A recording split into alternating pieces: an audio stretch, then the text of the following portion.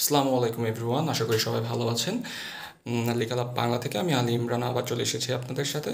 আজকে যে বিষয়টি নিয়ে কথা বলবো সেটি হচ্ছে আমাদের চলতি বছরে যে বাজেট ঘোষণা হবে, সে বাজেট ঘোষণা নিয়ে যে কি হতে পারে, কর ছাড়ের ব্যাপারে কি কি বলা আছে বা কি বলা হবে সেটি ব্যাপারে আজকে কথা বলবো। প্রথমে আসি যে হচ্ছে হলো বাজেটের কর ছাড়ের ব্যাপারটা।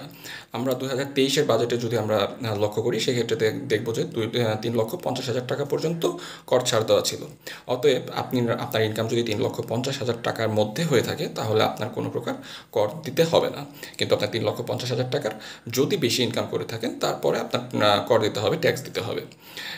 এই বছরে যেটা হয়েছে, এই বছরের যে বাজেট আসছে, ঘোষণা করতে যাচ্ছে, সে বাজেটটা 3,50,000 টাকা পর্যন্তই লিমিট করে রাখা হয়েছে, যে আপনার ইনকাম যদি 3,50,000 টাকা পর্যন্ত হয়, তাহলে আপনার কোনো প্রকার ট্যাক্স দিতে হবে না। কিন্তু এই বছরের যে বাকি স্টেপগুলো আছে, যে হচ্ছে যদি ইনকাম আপনার 10 লাখ 15 লাখ টাকা পর্যন্ত হয়, সেগুলো সিমিলারই রয়েছে, যে কোনো পার্থক্য তফাৎ করা হয়নি, সেগুলো একই রকম রয়েছে। পার্থক্য যেটা হয়েছে, যারা হচ্ছে এলিট শ্রেণী, যাদের ইনকাম কত বলা চলে, 2 লক্ষ টাকার মতো বা 2 লক্ষ টাকা আপ, এরকম যাদের ইনকাম, মানে হচ্ছে যাদের ইনকাম হচ্ছে 25 লক্ষ টাকার বেশি, বাৎসরিক ইনকাম 25 লক্ষ টাকার বেশি, তাদের ক্ষেত্রে আগে ট্যাক্স যেটা দিতে হতো সেটা হচ্ছে 25% ট্যাক্স দিতে হতো।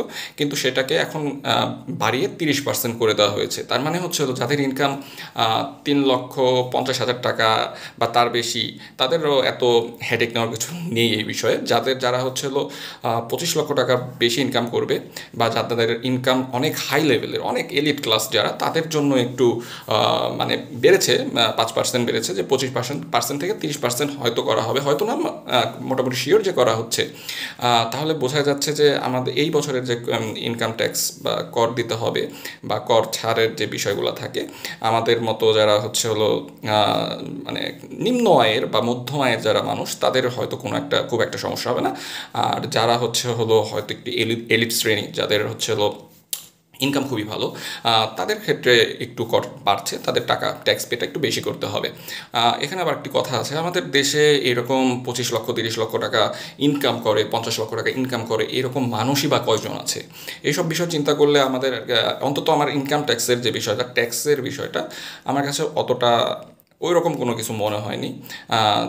যেটা মনে হয়েছে তাদের, সেটা হচ্ছে এলিট শ্রেণীর জন্য, যারা অনেক বেশি ইনকাম করে, টাকা প্রচুর ইনকাম করতেছে, তাদের জন্য, যারা হচ্ছে বাংলাদেশের ধরতে গেলে অনেক বড় মাপের মানুষ, তাদের জন্য। আশা করি আমাদের ভিডিওটা আজকে বুঝতে পেরেছেন, আমার ভিডিও কন্টেন্টটা বুঝতে পেরেছেন। যদি ভালো লাগে অবশ্যই লাইক, কমেন্ট করবেন এবং সাবস্ক্রাইব করবেন, আর যদি পারেন শেয়ার করে দেবেন। আসসালামু আলাইকুম।